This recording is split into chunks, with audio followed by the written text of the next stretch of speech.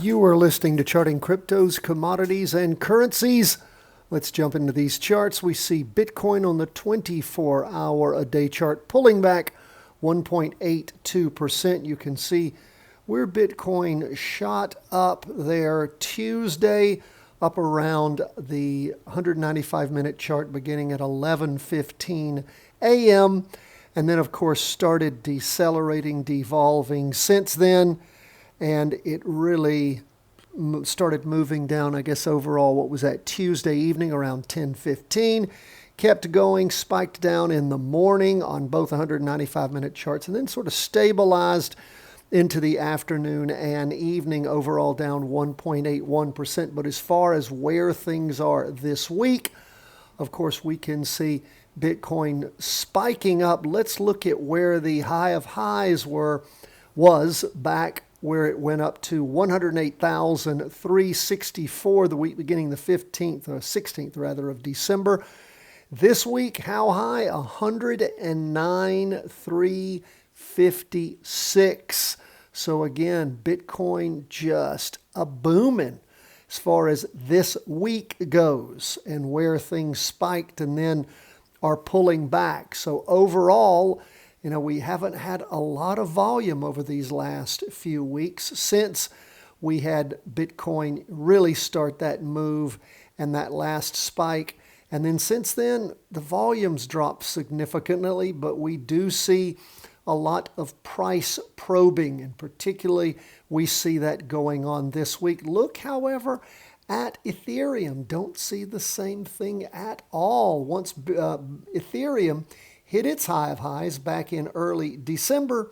I'm sorry, it's not its high of highs. Once it hit its most recent high, then it peeled off and has been moving down for the day 2.14%.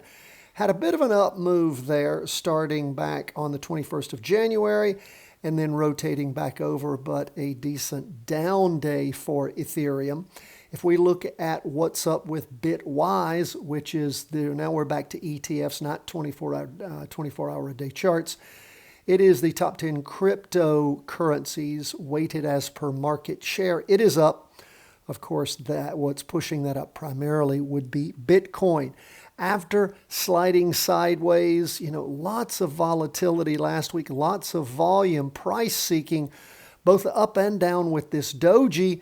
And then, of course, taking off this week, you can see where it bottomed back on Monday into the afternoon. And then on Tuesday, in the afternoon candle. Then on Tuesday morning, things started taking off, really started spiking up Wednesday, spiked up super high on Friday.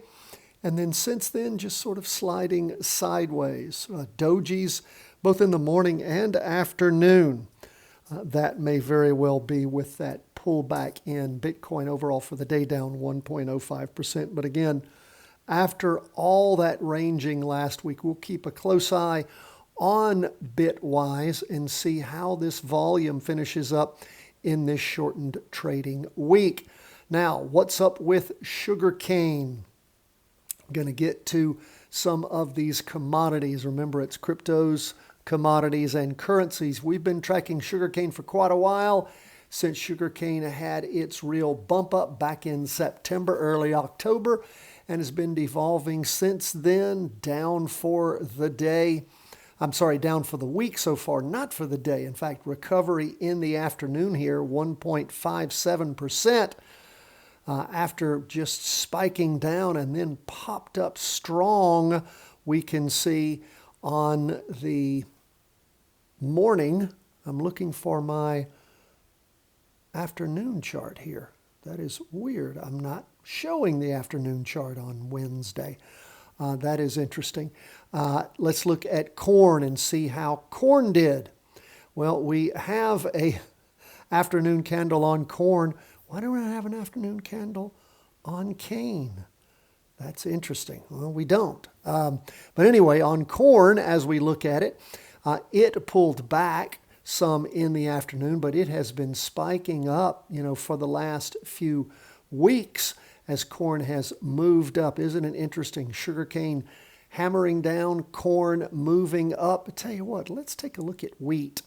We can see where wheat appears to have bottomed. We hadn't taken a look at wheat for a while because it just sort of got around the doldrums, but we'll put that on our watch list again and keep an eye, see if wheat has actually hit a bottom here, and if indeed it's going to be moving up in concert, matching up maybe now with corn as it moves along. Look at copper. And you're going to see this. You take a look at silver, silver moving up. We look at copper. Copper spiked up the last 2 weeks, but again, nothing much happening in copper this week, down for the day 0.84%. But again, losing some of that luster in a not so lustrous metal. What about U.S. oil, the U.S. oil fund? Man, for 3 weeks, just spiking up. And like copper, blowing off a lot of that energy. You can see the 2-day candle down, the first red candle we've seen in a while on the 2-day chart. You can see where things topped back on Wednesday afternoon, the 15th, and has been devolving since then, penetrating that weekly trend line on the half-day chart.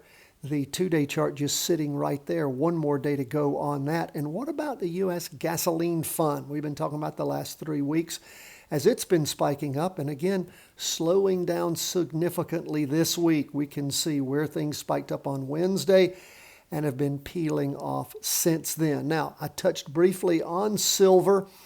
Again, trying to get some energy these last 3 weeks. Good bit of volume last week though, but trying to find some price discovery higher, it just could not hold it. And then this week, moving up, we'll see how the volume sets up. We can look here on the half-day chart and see there's been quite a bit of above average or average volume for the last many days as silver has been trying to get some energy up. So we'll keep an eye on it. Not much happening today, 0.04%. That is where we are on our commodities. Let's move on to some currencies. We'll do them in alphabetical order. BEY. B, the British pound. Where is it? Been going down, down, down. Big down week last week. Well, this week, a doji. Be interesting to see if we're going to have a turnaround here. Now, got a couple of days left in this week. You can see where the 2-day chart pushing up. You can see where, oh gosh, I just moved that and I didn't mean to do that. You can see where on the half-day chart it has penetrated at the end of the day. So let's see if the British pound's going to gain any momentum for an up move like the euro has. Euro been going down for many, many weeks. Lots of volume over the last 3 weeks. Turning around, let's see if we have volume to match it by the time we end the week over the next 2 days. And if indeed the euro's going to take off on a gainer here. And what do we see with the yen, the Japanese yen, after 5 weeks of down movement flattening? We talked about this last week with the green spinning top and that volume, trying to move up this week, down for the day 0.66%. Of course, the Bank of Japan doesn't like to see the yen gaining a lot of momentum. Why? Because it affects their exports. They want to keep the yen at a decently low value so they can encourage exports, or at least that's what I read and understand. They were not happy about this spike up when the carry trade was affected. So we'll keep our eye on things on the yen as we go through this next week. That is Charting Cryptos, Commodities, and Currencies. We always love to hear from you. Hope you like when we sort of step out of the box once a week. Look at these cryptocurrencies. Look at things like various commodities and such, whether it's grain, whether it's silver, whether it's copper, whatever it might be. And then, of course, jump into world currencies. God bless, my friends. All the best from Charting Wealth.